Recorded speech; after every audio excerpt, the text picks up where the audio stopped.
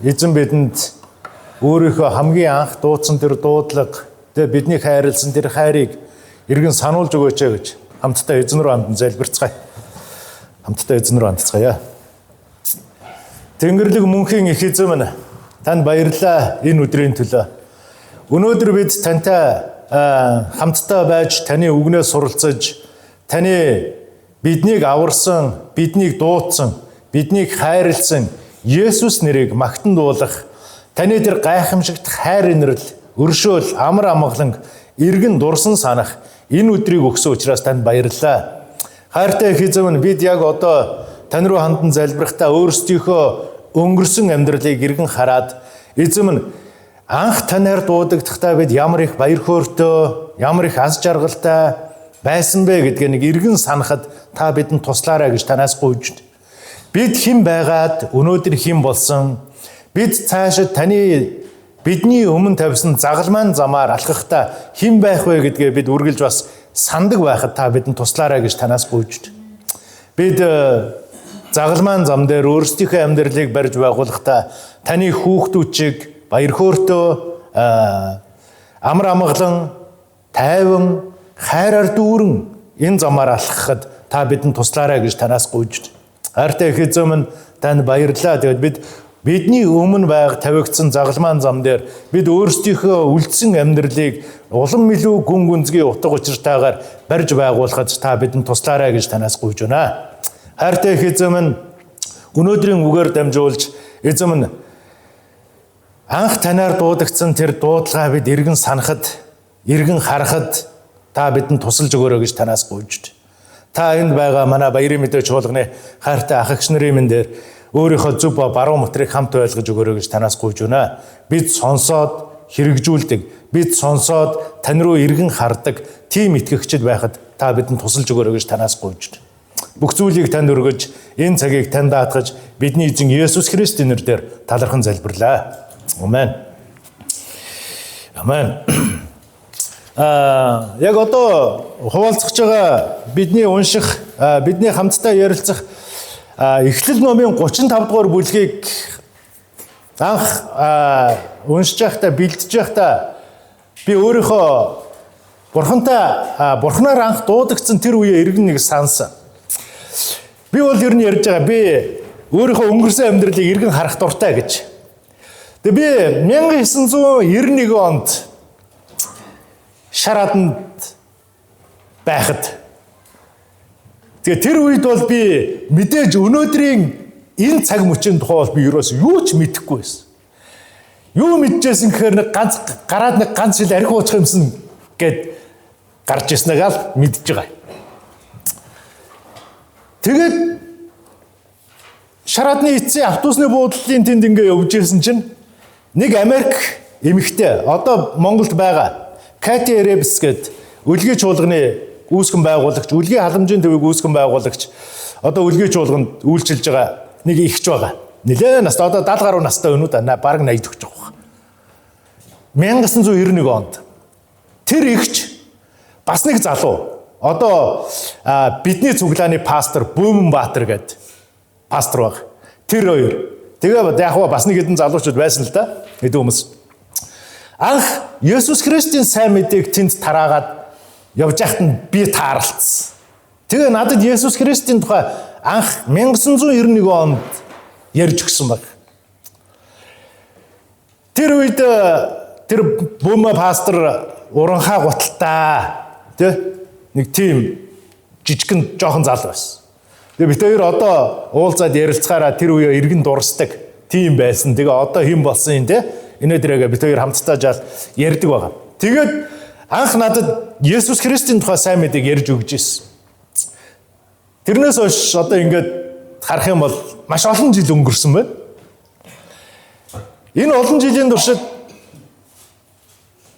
би Нямгараг болгон цуглаанд очихыг хичээдэг байсан боловч өмнө нь бол ерөөсөө чаддгүй байсан. Тэгэл нөгөө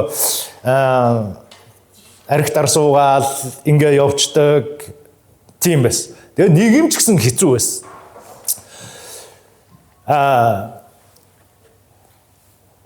Библийн сургуульд сурсан цагаас хойш бол би өөрийнхөө өнгөрснийг эргэж хараад хэн байсан тэр үед би Катя багштай Бөөмахта тааралдаагүй байсан бол тэр үед Бурхан тэр хүмүүсээр дамжуулж Есүс Христийн тухай сайн мэдээг надад хүргээгүй байсан бол гэж бодохоор би жоохон айцтай байдаг. Тэгэхээр Бурхан тантай анх уулзсан, таныг дуудсан, танд сайн мэдээг хүргэсэн тэр үеийг бид нар анх санаад дурсаад тэгээд хэрвээ тэр үед Бурхан надтай уулзаж сайн мэдээ хүргээгүй байсан бол би хэн байх байсан бэ гэж бодох юм бол бидний олонх нь магадгүй жоохон айцтай баг. Нэрээ хэн байх байсан болоо гэж. Өнөөдөр бид нар Эхлэл номын 35 дугаар бүлгийг үзнэ. За эхний хэсэг дээр ингэж хэлсэн байгаа.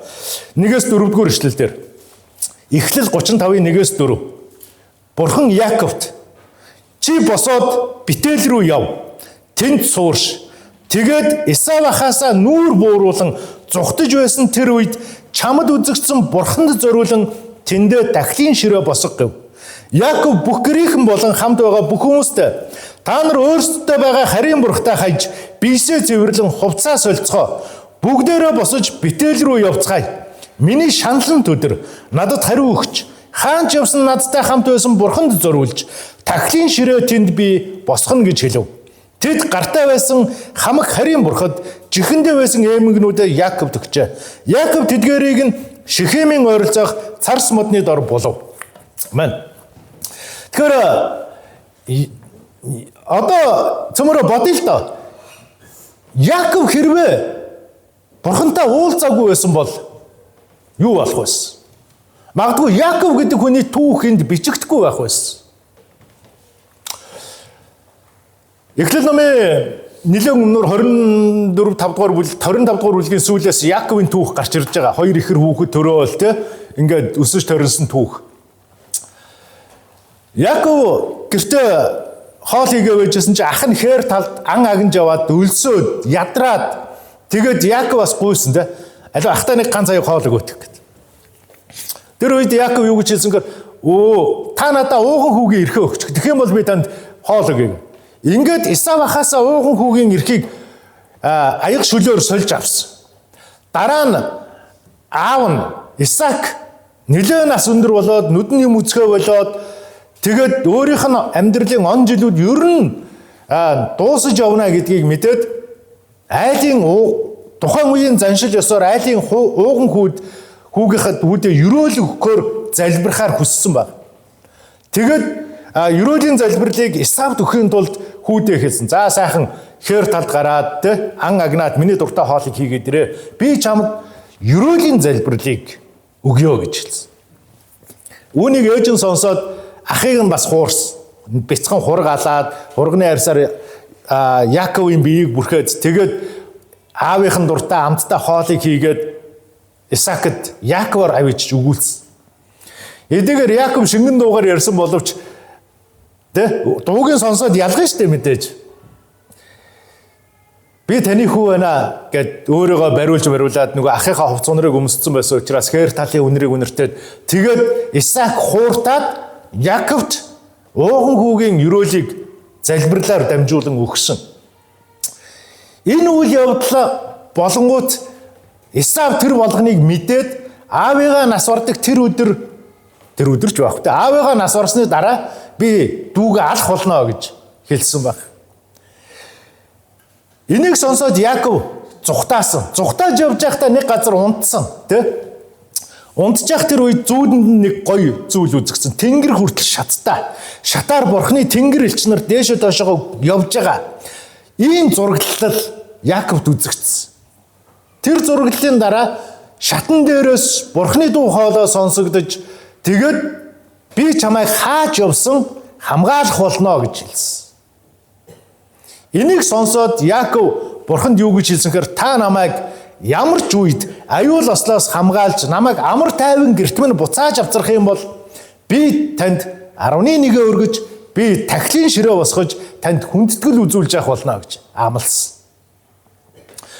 Бетелд тэр газар Яаковыг унтж байхад бурхан зүүдэнд нь үзэгдээгүй бол Яаковын түүх цаашаа яаж үргэлжлэх байсан бэ? Сайн мэдэхгүй. 1991 онд Бурхан Катя гэдэг эмэгтэй, Бөөмэ гэдэг эрэгтэй хоёроор дамжуулж надад өөрийнхөө сайн мэдээг хүргээгүй байсан бол би өнөөдөр хаана явж явах байсан болоо гэж бодох юм бол нэлээд айц төрдөг. Тухайн үед миний тухай хүмүүс юу гэж ярьдаг байсан гэхээр мөнх бат нэг бол өвгөнтийн хөндий архичин болно. Нэг бол ингэж арх ууж яваад өвөл хүлдэж өгнө. Эсвэл арх дар сууж яваад хулгай зэлхий хийж, дээрэм тонол зодон зохион хийж яваад шоронгийн хадаас болж дуусна. Ийм гурван замл миний өмнө байсан. 1990-91 оны хооронд л. Яг тэгэхээр миний ах нарын үе шараадны эцэст ямар байсан гэхээр архил уудаг байсан. Өөр хийх юм байхгүй. Манай тэдний дээдлийн үе юу, манай аавын үеийнх нь архил уудаг байсан тэнд. Өөр хийх юм байхгүй. Яг ажил хийн л дээ мэдээж. Ажлаа хийн. Тэгээд хажуугаар нь архив.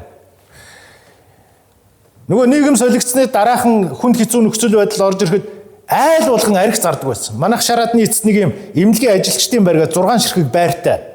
Цагаан байртай. Одоо ч гэсэн байгаа л да.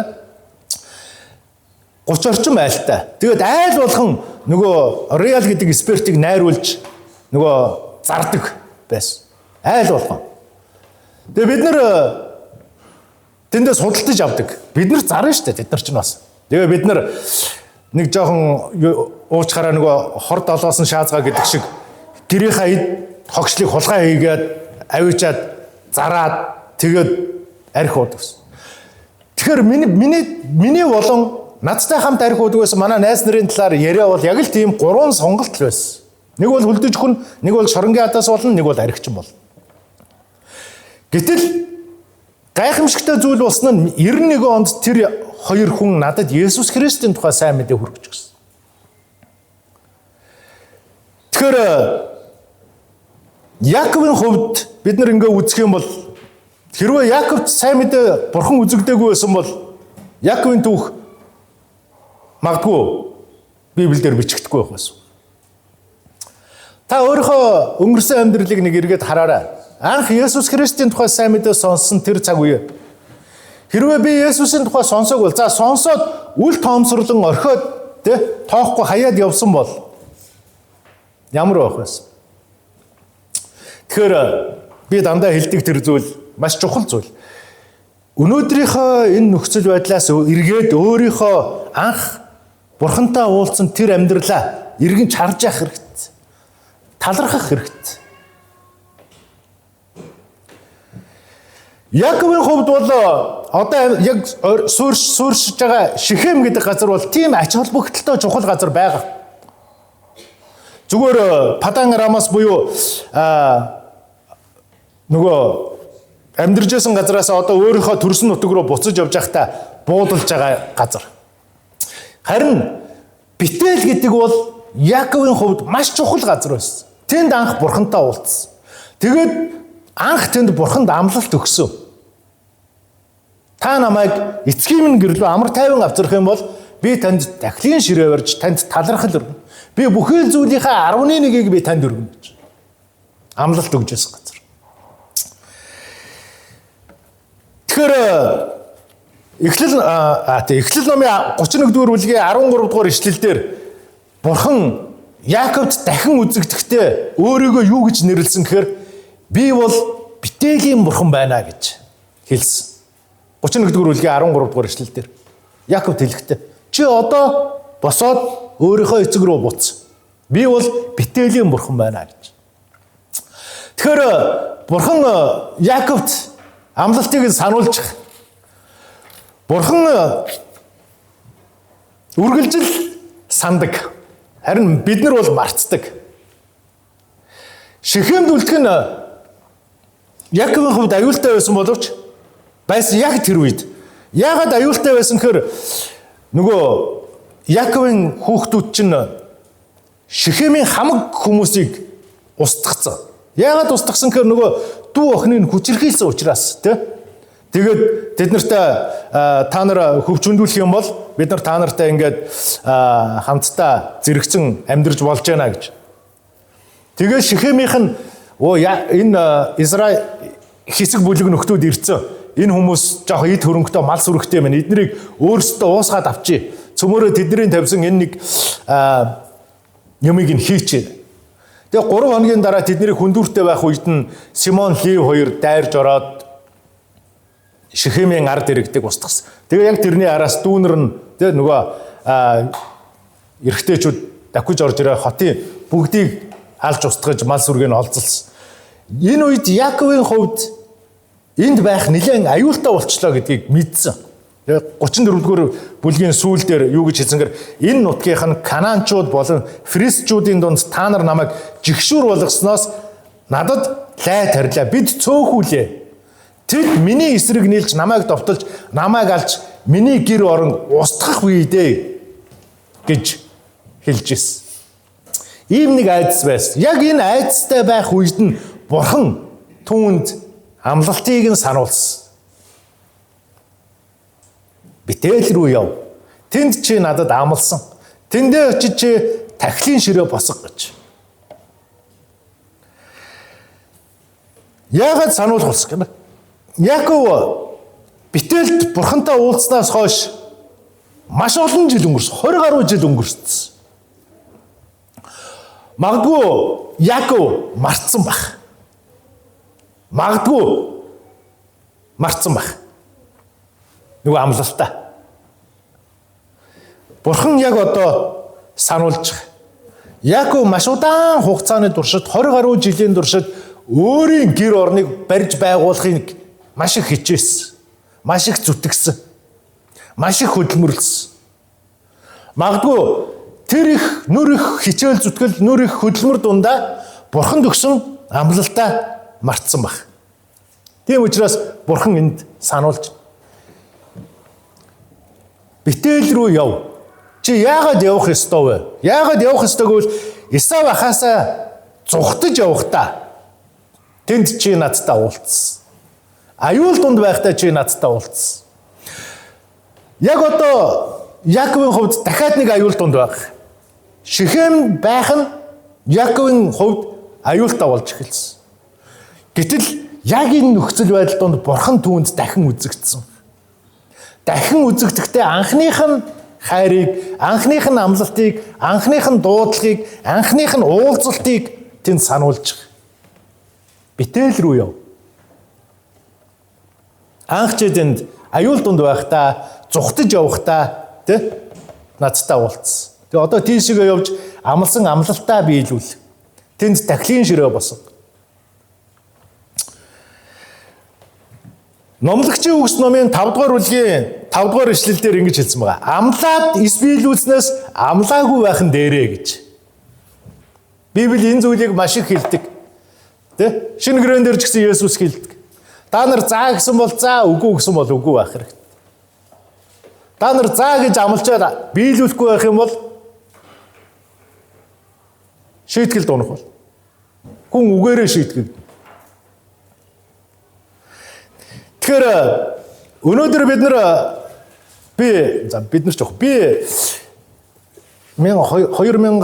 7 оны үед байна уу да биш 15 оны үед ч нү энэ юунд ажилладаг байсан. Хүүхдийн боловсрол нөхөрлөлийн төв гээд байгууллагад. Тэгээ тэнд хүүхдүүд нөгөө хүүхдийн багш нарыг бэлтгэдэг тийм байгууллага. Хүүхдүүдэд сайн мэдээ тараадаг, маш олон арга замуудаар сайн мэдээ тараадаг тийм байгууллага. Тэгээ тэнд сургалт зохион байгуулсны дараа нэг юм цаас өгдөг. Тэгээд тэн дээр багш нар маш их юм амлалт бичдэг. Тэгээд тухайн байгууллага бол мэдээж нөгөө итгэгчдийн хандиваар санхүүжиж ингэж явдаг. Тэгэнгүүт л тийжээс өстө зөндөө би одоо сар болгон тэдэнд өгөрөг хандивлан, жилдээ тэдэнд өгөрөг хандивлан гэдэг юм. Би одоо тийм үйлчлэлд нь тэгэд туслана. Маш их амлалтууд. Даанч биелүүлж байгаа нь цөөхөн л дөө. Тэгэхээр өнөөдөр магадгүй бид нар ч гэсэн Бурханд амлсан амлалт байж магадгүй. Бид нар өөрсдийнхөө нөгөө оюун бодлыг нэг эргэж ухах хэрэгтэй. Бурханд би хэлсэн үг, амлсан амлалт биелүүлээгүй зүйлүүд байна уу?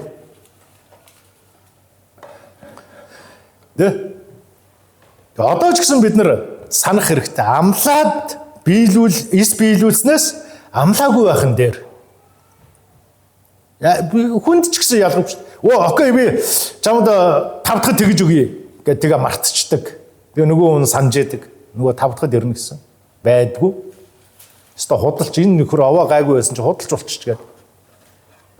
Тэгэхээр бид нар аливаа зүйлийг хийхдээ, хэлэхдээ өөрийнхөө боломжийг, өөрийнхөө цаг завыг, өөрийнхөө чадамжийг харж ээж хэлэх хэрэгтэй. Нэггүйгээр сэтгэлийн өөрлөөр бурхан минь өстө та намайг ингэж дуудаж байгаа бол би таны төлөө ингэж зүтгэн гэд сэтгэл хөдлөлөөр хандаж болохгүй. Тэгэхээр бурхан бол хизээч таны хэлсэн тэр үгийг мартахгүй. Тийм учраас Библиэлд шинэ гэрэн дээр хэлсэн те бодлогогүй хэлсэн үг бүрийнхээ төлөө шүүгдэх болно гэж.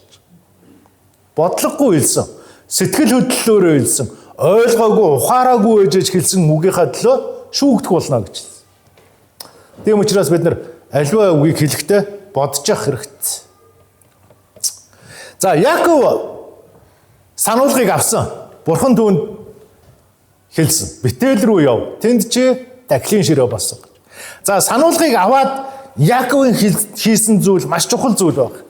Юу хийсэн гэхээр гэрийнхэн болон хамт байгаа хүмүүстэй та нар одоо өөрсдөө байгаа харийн бурхтыг хай. Нэгдүгээрт. Хоёрдугаарт биесээ цэвэрлэл. Гуравдугаарт хувцас солилцгоо. Ийм 3 чухал зүйл гэлсэн. За яагаад энэ 3 чухал болж байгаа гэхээр Яаков бол зүгээр л нэг газар очиж зүгээр л нэг юмд хүндэтгэл үзүүлэх гээгүй. Тэр бол өөрийг нь дуудсан, өөрийг нь сонгосон, өөрийг нь бүхий л аюул ослоос хамгаалж өнөөдрийг хүртэл авчирсан тэр бурхантай дахин нүүр тулж түүнд талархал өргөхөөр шийдэж байгаа. Тийм учраас өөрсдийнхөө дотор байгаа харийн бурхтыг хайцгаа гэж хэлсэн. Бидний итгэдэг бурхан зүгээр нэг орон нутгийн чанартай зурмал, бүрмэл, шармал тийм бурхан биш. Тэр бол орчлын ертөнцийг бүтээсэн, оргой хоосноос бий болгосон тэр бурхан. Тэр бол бүх зүйлийн дээд тийм нэгэн. Тийм нэгэнд хүндэтгэл үзүүлэхээр Яаков одоо явах гэж байна. Тийм учраас тэр өөрийнхөө болон бүх хүмүүст хандаад харийн бурхтыг өөрсдийгөө хүндэтгэж байгаа, өөрсдийгөө бурхнаас дээр гэж тавьж байгаа тэр бүх зүйлээ хайцгаа гэж хэлж байгаа.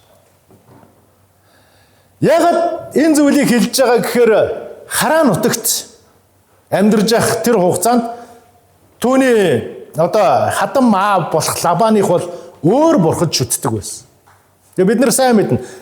Яаков гэр бүлийнхаа хүмүүсийг аваад зүхтаахад түүний хамгийн хайртай эхнэр Рахел нь аавынхаа бурхтыг аваад цуг явсан. Одоо хүртэл явж байгаа.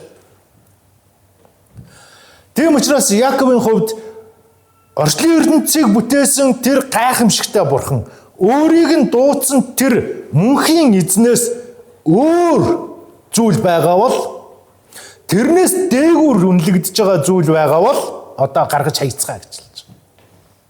Тийм учраас энэ дээр юу гэж хэлсэн гэхээр тэд гартаа байсан хамаг харийн бурхад тэгээ чихэндээ байсан эмгнүүдээ хүртэл Яаков төгсөн гэж. Тэ үн цэнтэй магадгүй тэд нар нь өөрсдийнх нь хувьд маш их үн цэнтэй зүйл байсан. Гэтэл тэд нар одоо хинтээ уулзахаар явж байгаа вэ гэдгийг магадгүй мэдэж эхэлсэн. Тийм учраас өөрсдийнхөө дотор байсан харийн бурхад магадгүй бурхнаас ч илүү үн цэнтэй миний амьдралд хамгийн чухал гэж бодож байсан тэр зүйлүүдээ гаргаж өгсөн. Тэгэхээр бид нэм гаргийн хүндэтгэлийн цуглаанд ирэхдээ хинтээ уулзах гэж байгаа. Хинд мөргөл өргөх гэж байгаа юм. Хинд талархал өргөх гэж байгаа вэ гэдгээ бид нар бодох хэрэгтэй байна. Бидний бурхан зүгээр орон нутгийн шин чанартай нэг жижигхэн зурмал зүйл биш. Бидний бурхан бол зүгээр л бүс нутгийн хэмжээнд яригддаг бурхан биш. Тэр бол бүхэл ертөнцийг бүтээсэн, хүмүүний амьдралыг цогцлоосон, дуусгаж чадах тэр бурхан. Тийм учраас бид нар бурхан руу ирэхдээ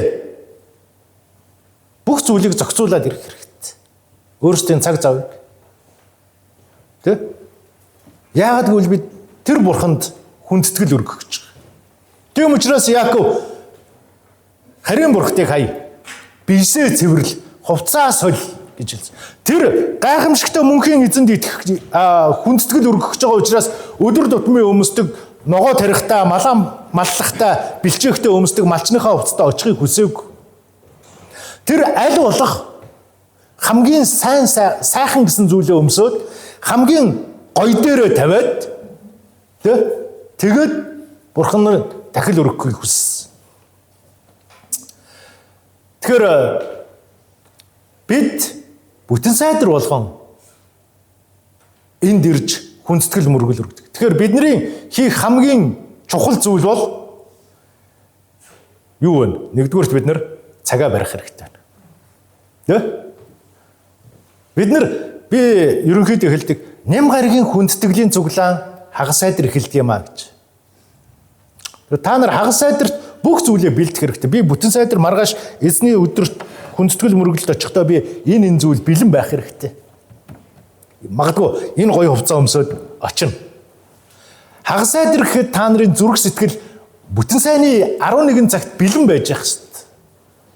Босоод тэгэл гоё хувцас өмсөөл нүр гараа угаагаал нөгөө хувцас өмсөөл хүрээд ирнэ. Тэгээ энд уг нь тийм асуудалтай хүнд хэцүү зүйл ерөөсөй байхгүй.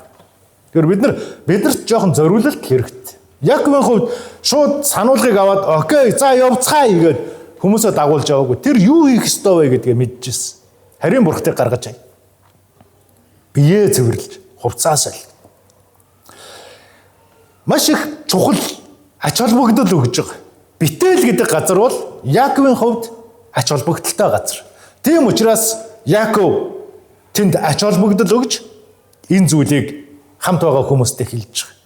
Тэгэхээр бид нар нэм гаригийн хүндэтгэлийн цуглаандаа жахан ач холбогдол өгөх хэрэгтэй.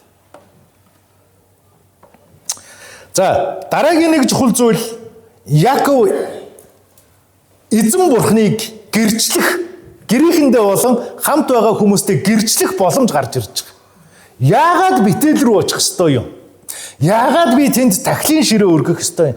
Яагаад би та нарыг хувцаа соль, биеэ цэвэрлэл, харийн бурхтыг хай гэдэг байгаа юм? Тэ?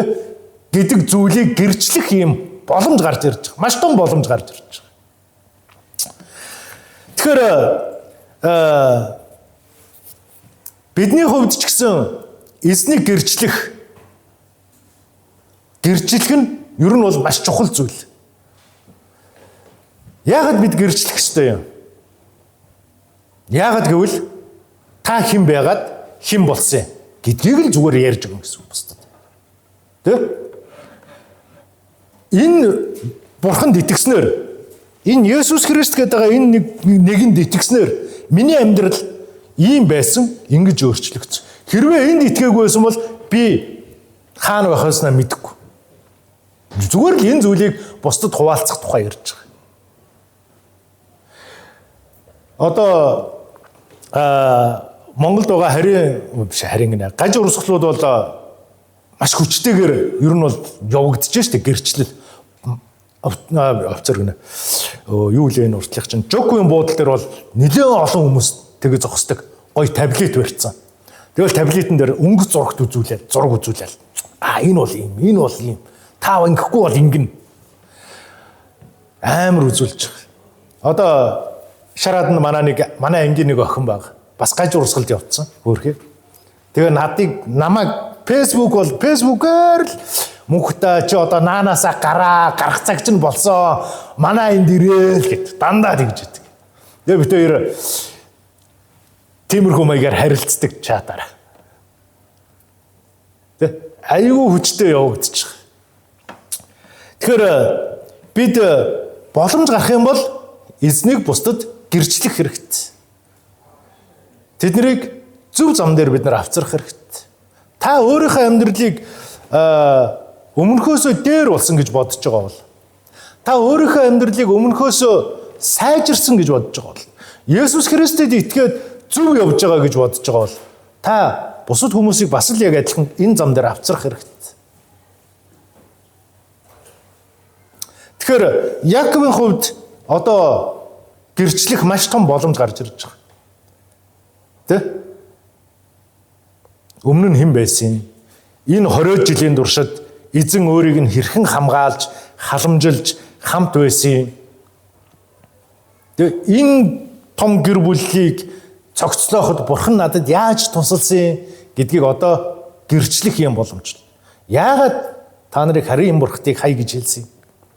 Тэгэхээр миний хувьд гэсэн ер нь ням гариг болгонд гэрчлийн цаг дээр ярих юм зөндөл байдаг л да. Ярмаар л санагддаг. Даанч би чинь хэл яриа муутай нөхөр болохоор би дахиад хэлье. Хизээч гэр бүлтэй болоод, үр хүүхэдтэй болоод эзэн бурхныг тухай ингээд бусдад ярьж гэнэ гэж би ерөөсө бодож байгаагүй. 1991 онд анх сайн мэдээ сонсохдоо ч гэсэн би тэр талаар ерөөсө бодож байгаагүй. Гэр бүлтэй болон болтлоо би гэр бүлтэй болно гэж ерөөсө бодож байгаагүй. Нөгөө одоо монголцынх нь лаг тоглоод байгаа. Тэгээд Марагийн тухай ярихдаа тэгэж хожижээж л хожиж штэ гэдэг те. Тэрнтэй адилхан. Гэр бүлтэй болон болтлоо би гэр бүлтэй болно гэж ерөөсө бодож байгаагүй. Тэгээд нэг эмэгтэй хайртай болсон. Тэгээд 91 оны 6 сард гэр бүл болсон. Тэгээд нэг юм дөрвөн сонин нөхрийн аав болцсон. Тэр сууж байгаа. Тэгээд одоо ингээ харахтаа би үнэхээр талархдаг. Ийм дөрвөн сайхан хүүхэдтэй боллоо, тэ? Гэр бүлтэй боллоо. Эхнэр маань эрүүл сарвал ажил төрлөө хийгээ явж байна. Би өөрөө бас эрүүл сарвал эзний тухай яриад ажиллаа хийх боломжтой байж байна. Үр хүүхдүүд маань эзний зам дээр зогсоод энэ үнэн гэдэг үнэн дотор байгааг харахтаа үнэхээр талархаж байгаа. Тэгэхээр би өнгөрсөн амьдралаа харах дуртай. Шалтгаан нь бол энэ бурханд талархал өргөмөр гэдэг. Би бүтэн сайдар болгон уг нь энд гарч ирээд ярмаар байдаг. Одоо нөгөө жоохон нас яваад ирэхээр нулимс ойрхон болоод ярих гэхээр өөлчих гад ингээд тэгээд ер нь заа шал дэмий юм байна. Өөлээд олон хүмүүсийн сэтгэлийг хямраагаад яах вэ гэж заримдаа тэгэж боддог. Тэгэхээр Яаковын хувьд гэрчлэх боломж бол одоо яг маш том боломж гарч ирсэн. Тийм учраас Яаков энэ дээр ингэж хэлсэн. Миний шаналнт өдөр надад хариу өгч хаанч явсан надтай хамт байсан бурханд зориулж тахлын ширээ тэнд би босгоно гэж хэлж байгаа. Ямар нөхцөл байдал донд бурхан намайг дуудсан бэ? Яагаад би тэнд амлалт өгсөн бэ? Яагаад би тахлын ширээ босгох ёстой вэ? Гэдгийг одоо тэнд ярьж өгөх боломж гарч ирж байна гэсэн. Тэгэхээр та нарын хувьд ч гэсэн хэн нэгэнд боломж гарах юм бол сайн мэдээг ярих хэрэгтэй. Бурхныг гэрчлэх хэрэгтэй. Ийм боломжтой өдрүүд ховорцоор л байх болно. Баг багаар өдрөөр алдагцаар байх болно. Боломж гарч байгаа бол та сайн мэдээ тунхагл, боломж гарч байгаа бол бусдад эзнийг гэрчил, боломж гарч байгаа бол та бусдыг бүтэн сайдар дагуулад ир, тэ? Энэ боломжтой цагууд чинь баг багаар алдагдаад хойшлогцоор байх болно ш. Тийм учраас боломжтой дээр нь та хийх хэрэгтэй.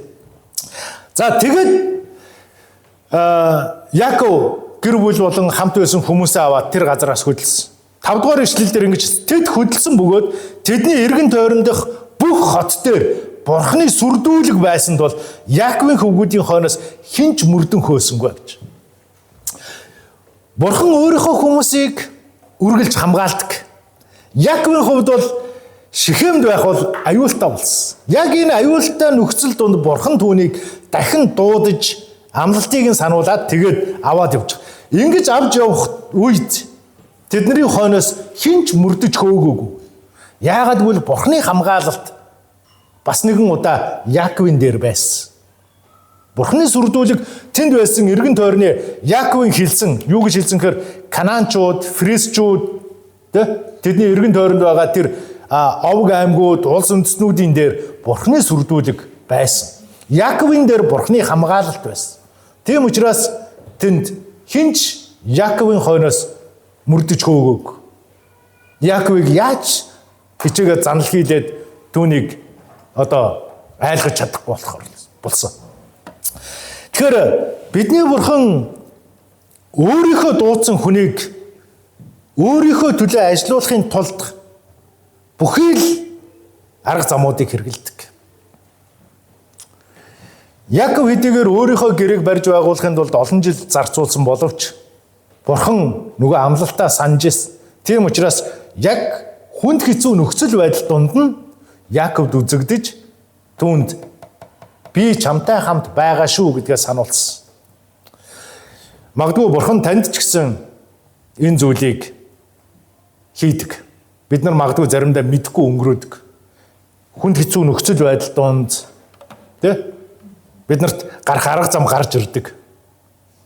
Магадгүй заримдаа бид нар өөрсдийнхөө лаг мэрэгэн ухаантай учраас энэ арга замыг олчлоо гэж магадгүй боддог. Заримдаа би лаг сүүхээтэй учраас бусдыг аргалаад энэ нөхцөл байдлаас гарчлаа гэж бид нар заримдаа боддог. Бурхан тэнд ажиллаа хийж л байдаг. Яг өвөг эцгүүдийн итгэлийн өвөг эцгүүдийн үе шиг Бурхан шууд бид нартай ярьдгүй учраас заримдаа бид нар өөрийнхоороо л хийжлээ гэж өөрийгөө магтдаг. Би столаг. Тийм учраас ингэчлээ. Хэрвээ Авраамтай, Исаактай, Яаковтай ярьдаг шиг Бурхан ингэж ярьдаг бол Бурхан хүн болгонд өөрийгөө мэдүүлж бүх арга замууд нь ийм байна гэдгийг хэлж өгнө. Өнөөдөр ч гэсэн бусдаар дамжуулан, Библиэр дамжуулан, үгээрээ дамжуулан хэлж л байгаа. Бид нар л заримдаа нөгөө ухаж ойлгож чадахгүй байгаа учраас өөрийгөө л магтаад явж байгаа. Тэгэхээр Бурхан бидний дээр өөрийнхөө хамгаалалтыг, өөрийнхөө ариун сүнсийг, өөрийнхөө зөв ба баруун материйг үргэлжил байлгадаг. Тэр өөрийнхөө дуудсан, сонгосон хүмүүсийг орхидгүй, хамтал байдаг. 6-р эшлэлээр ингэжсэн. Яаков болон түүнтэй хамт байсан бүх хүн Канаан нутаг дахь Лууз буюу Бетэлд хурж ирлээ. Тэрээр тэндээ дахлын ширээ босгож уг газрыг Эл Бетел гэж нэрлэжээ. Учир нь Яаковыг ахаасаа зугтаж байсан тэр үед тэнд Бурхан өөрийгөө түүнд илчилсэн юм аа гэж. Тэгээ Яаков яг анх Бурхантай уулзсан анхны хайраа эргэн дурсаад тэнд Бурханд дахил өргөж байгаа. Магадгүй мартцсан явсан тэрийг сануулж гисэн. Тэгэхээр бид анхны хайраа буюу Бурханд анх хайрлагдсан тэр өдрөө бид нар санаж ах хэрэгтэй. Тэр үеэ эргэн дурсаад тэр үеийнхээ төлөө Бурханд талархах хэрэгтэй. Энэ бол маш чухал зүйл шүү. Бид өөрсдийгөө лаг мундаг гэж боддог ч гэсэн бид нар чинь мартамхай хүмүүс шүү дээ. Гэтэ ер нь мартчих айгүй сайн гэж байгаа шүү дээ. Удаан хөгшөрдөг гэж. Мартчих юм бол эрүүл байна гэсэн үг. Гэтэ гол чухал зүйлүүдийг бол мартаж болохгүй шүү дээ. Энийг бол Бурхантай уулзсан тэр өдөр хоногудаа бид нар үргэлжил санах хэрэгтэй. Энэ бол чухал зүйл шүү. Энийг бол хизээч мартаж болохгүй. Бусад зүйлийг бол мартаж болно за. Би тэгэж хэлээд их нэртэй алуулд юм аа. Нэг юм хэлэхээр нь уучлаараа мартчихжээ гэх. Тэгэхээр л алгаад эхэлж байгаа. Тэгээ би хэлдэг үдээс нь мартна гэдэг чинь эрүүл байгаагийн шинжээ өгшөө гэх. Тэгэл дахиад загнуулт. Тэгэхээр чухал зүйл юу вэ гэдгийг бид нар үргэлж санах хэрэгтэй. Бурхантай уулзсан энэ цаг мөч бол чухал учраас энийг мартаж өрөөсөө болохгүй. Тэгээ их нэртэйгээ гэрэлсэн тэр өдөр чинь бас чухал шүү дээ, тий? Мартаж болохгүй. Тэгээ мартах юм бол бас л алуулна шүү дээ, бас. Тий? Тэгээ мартаж болохгүй чухал хэд хэдэн зүйлүүд л байгаа. Цөөхөн хэдэн зүйл. Хүүхдийн төрсөн өдөр их нэртэйгээ гэр болж хурмаа хийсэн өдөр, тий? Тэгээд одоо юу ч үгүй. Цөөхөн хэдхэн юм л байгаа шүү дээ. Тэгээ бусдыг нь бол мартаж болно. Тэгээ хамаг юм мартчихваа. Болохгүй шүү ер нь.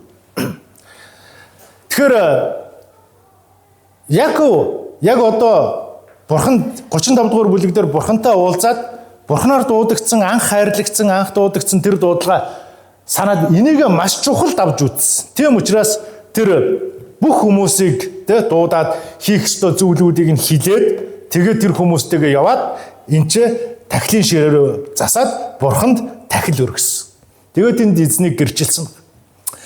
Энэний дараа түрүүн Библи уншлах дээр уншсан те Яков үүр цайдлын хүнтэй барилдаад тэгээд тэр хүн ялагдаад тэгээ Яков одоо үүр зааж байгаа учраас намайг тавьж явуул гэхэд Яков намайг өрөө гэв. Тэгээд өрөөсөн нь юу гэж хэлсэн гэхээр чамайг одоо Яков гэж нэрлэхгүй Израиль гэж нэрлэх болно гэж хэлсэн. Тэгээд яг одоо энэ дээр давтагдж байгаа. 10 дугаар ишлэл дээр ингэж хэлсэн. Бурхан түүнд чамайг Яков гэдэг. Үүнээс хойш чамайг Яков гэж дуудахгүй. Харин чиний нэр Израиль болно гэд түүнийг Израиль гэж нэрлэжээ. Бурхан түүнд би төгс хүчит бурхан байна. Чи үржигтэн, олширхтэн, үндэстэн, олон үндэстэн чамаас гарч хаад бас чамаас төрж гарах болно. Би Авраам, Исаак нарт өгсөн тэр газараа чамд бас өгнө. Би бас чамаас хойш чиний үр удамд тэр газрыг өгнө гэж амлаваа. Өгнө гэвэ. Тэгэхээр энэ дэр бурхан дахин яг хийх ажлаа бацтгаж хэлж байгаа. Чамайг одоо Яков биш, харин Израиль гэж нэрлэв. Энэ цагаас эхлээд энэ Израиль гэдэг үндэстэн бий болж эхэлсэн. Энэ Яковын өөрчлөгдсөн Израиль гэдэг нэрээр цаашаа бүхэл бүтэн түүх явсаар байж байгаа бүхэл бүтэн үндэстэн болж байгаа. Тэгэхээр өмнө нь Авраамын нэрийг өөрчилсөн. Авраам гэдэг байсныг Авраам болгосон. Одоо Яков гэдэг нэрийг Израиль болгон өөрчилж байгаа. Бурхан өөрийнхөө цаашаа хийх бичих түүхийн ажлаа хийсээр л яваад байгаа. Тэ? Авраамаар дамжуулж өөрийн түүхийг бурхан Яков хүртлүүлсэн. Одоо Яковоор дамжуулан түүний нэрийг Израиль болгон өөрчлөөд өнөөдрийг хүртэл эзэн өөрийн түүхийг бичсээр яваа. Израильчуудаар дамжуулан, дуудагдсан танаар дамжуулан, магадгүй таны хүүхдүүдээр дамжуулан хизээ Есүс Христ энэ дэлхийд ирэх үү? Тэр өдрийг хүртэл бурхан өөрийн гайхамшигт хайрын, дуудлагын, амар амгалангийн, тайвширлын, уучлалын, авралын энэ түүхээ бичсээр яваад. Бид нар энэ бурханы түүхэд оролцож яваа хүмүүс. Тийм учраас бид нар юу чухал вэ гэдгээ үргэлж санах хэрэгтэй болж байгаа. Тэгээ энэ дээр бурхан яг өнөөдрийг хүртэл бичиж байгаа тэр түүхээ хэлсэн. Би бол төгс хүчит бурхан. Чи үржиж, олшир, үндэстэн, олон үндэстэн чамаас гарна. Хаадууд чамаас гарна гэж хэлсэн. Тэгэхээр бид нэр цаашаа үзэх юм бол нөгөө Яковын 12 хүү, 11 хүү байгаа шүү дээ, 11 хүү. Тэгээ нэг охин байгаа. Тэгээ тэднээс Израилийн 12 овг аймаг үүсэн гарсан. Тэндээс маш олон хаадууд бидний Библиэлдээс үзэх юм бол маш олон хаадуудын нэр байгаа. Тэр хаад болгон энэ 12 хүүгээс төрж гарсан. Энэ 12 хүүгтээс төрсөн маш олон хүүхдүүд маш олон үндэстэн болон дэлхийд даяар тархсан. Бурхан яг өөрийнхөө түүхийг ингэж бичсээр яваад байгаа. За, Яковт 11 хүү, нэг охин байсан. Тэгээ бид нэр Израилийн 12 овг аймаг гэж ярьдаг. Тэгээ яаж 11 хүү, нэг охиноос 12 овг аймгийн тухай яриад байна.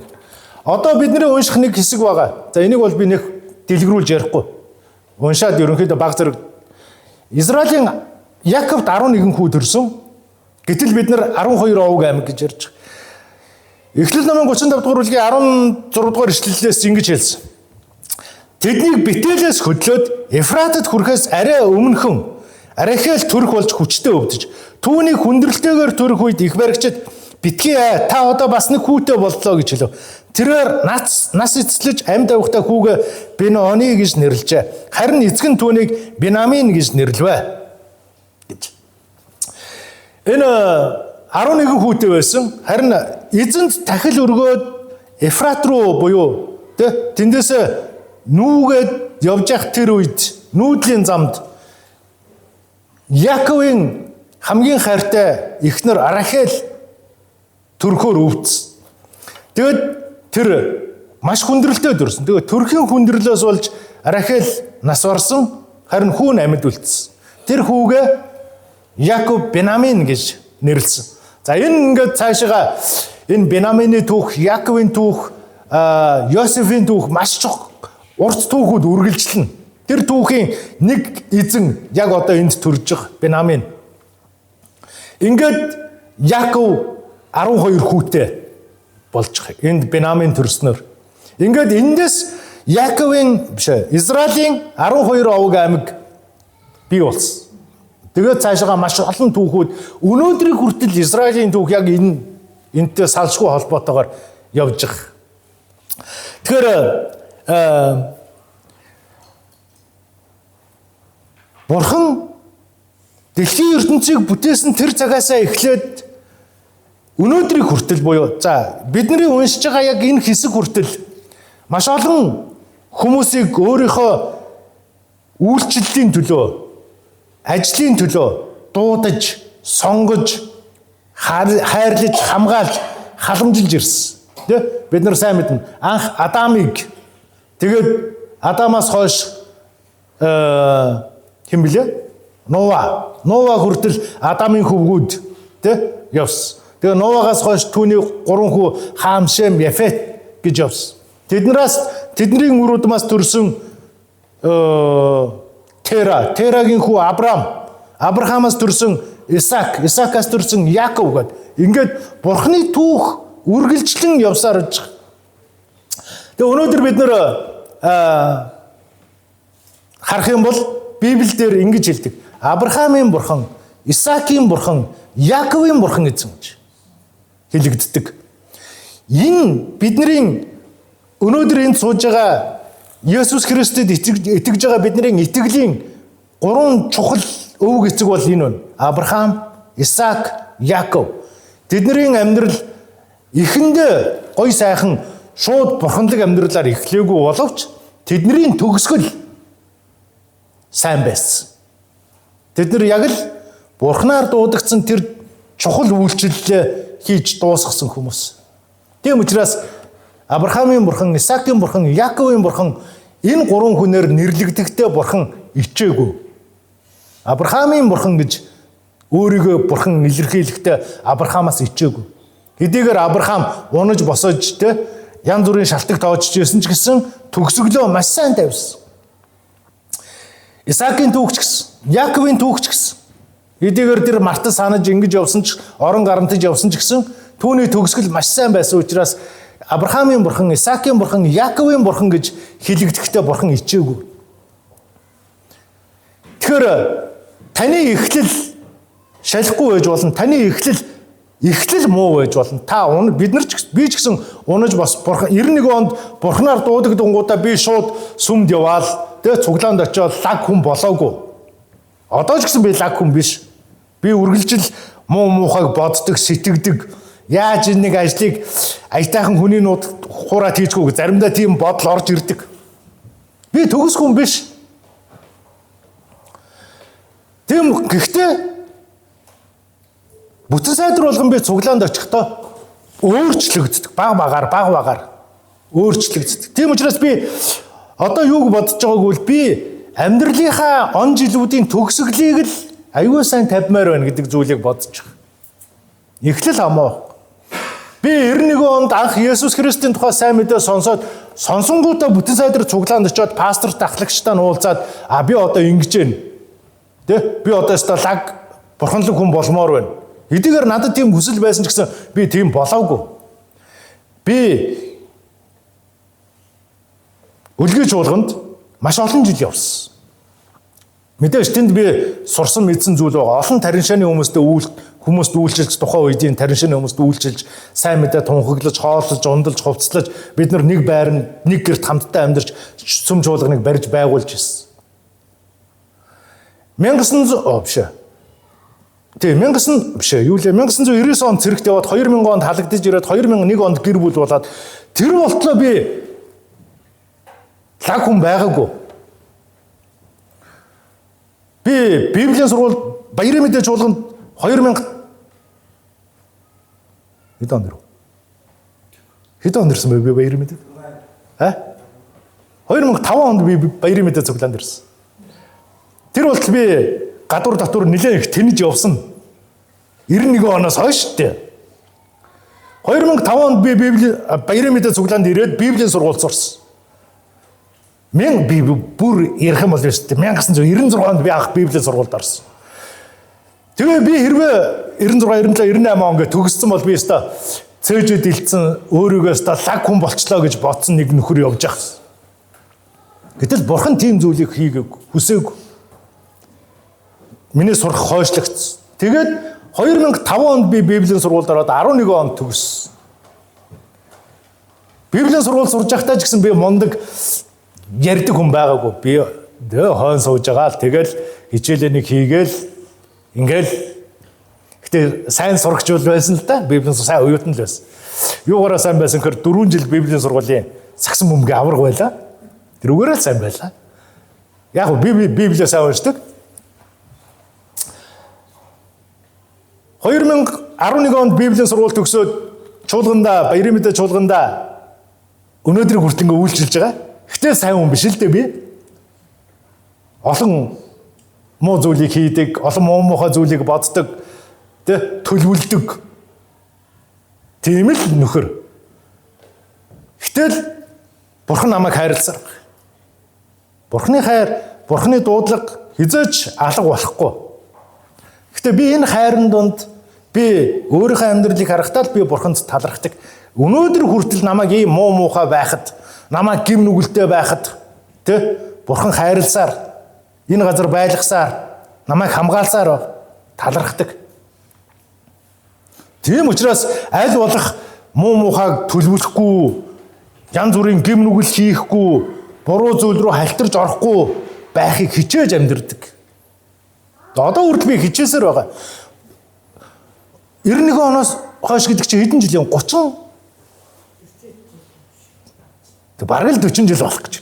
30 хэдэн жил. Энэ хугацаанд би хичээсээр л яваа. Хичээсээр л өдөр болгон бурхан дотор байх юмсан, өдөр болгон л Библийг уншаад эзний үгийг амьдралдаа хэрэгжүүлээд гэмсэн гэд одоо ч гэсэн би хичээсээр л яваа. Би бол зүгээр л бурханаар дуудагдсан л нэгэн. Яг л та нартай адилхан бурханаар хайрлагдсан нэгэн.